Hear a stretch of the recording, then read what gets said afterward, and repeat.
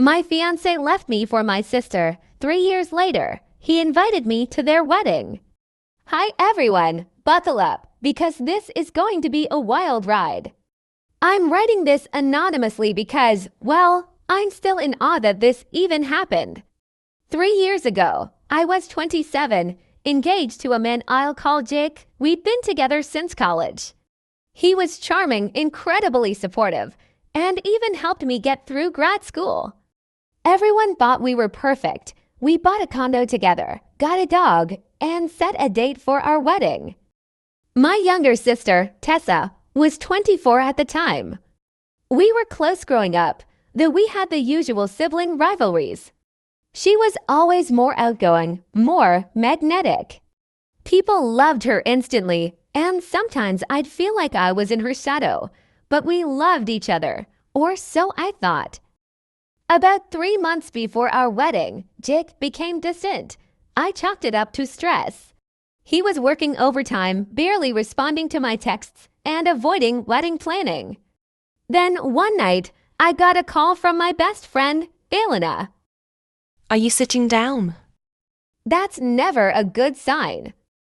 Elena had seen Jake and Tessa, my little sister, at a bar together, not just talking. Holding hands, kissing. I didn't want to believe it, but she sent photos. My heart sank. I confronted Jake the next day. He didn't even deny it. I didn't mean for it to happen, but I love her, not you. I felt like I'd been hit by a truck. Tessa texted me a weak apology. I never meant to hurt you. It just happened.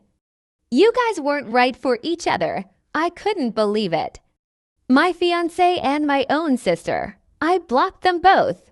Our parents were furious, but eventually took a neutral stance. That made it worse.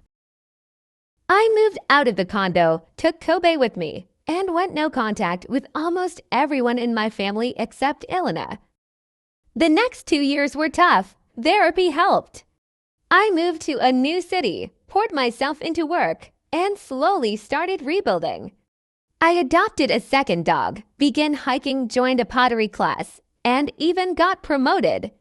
That's when I met Liam. He was kind, thoughtful, and totally different from Jake. He had a calmness about him that made me feel safe. He didn't rush me.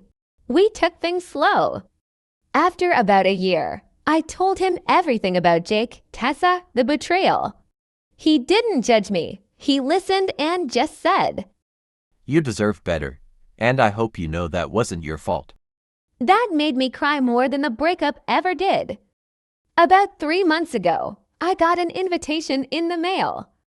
You are cordially invited to the wedding of Jake and Tessa. I thought it was a joke. Who sends a wedding invite to the ex-fiancé they cheated on? It turns out they were trying to make peace. My mother even called to ask if I'd go to show you've moved on. I laughed out loud and hung up. Then I did something I probably shouldn't have. I posted the invite on Reddit, in our wedding shaming, with a caption like my sister stole my fiancé and now wants me to come to their wedding LMAO. It blew up. Thousands of comments. People called it the wedding invite from hell. A few even messaged me saying they'd gone through something similar. But one comment stuck with me. There's power in showing up. You don't have to make a scene. Just show them you're thriving. I didn't reply, but it stuck in my head. I told Liam about the invite. He asked if I wanted to go. I kind of do, I admitted. Not out of revenge, but to prove to myself that it didn't hurt anymore. That I'd won in my own way. So I RSVP'd yes. I wore a deep green dress that made my eyes pop. Liam looked stunning in his suit. We showed up right before the ceremony.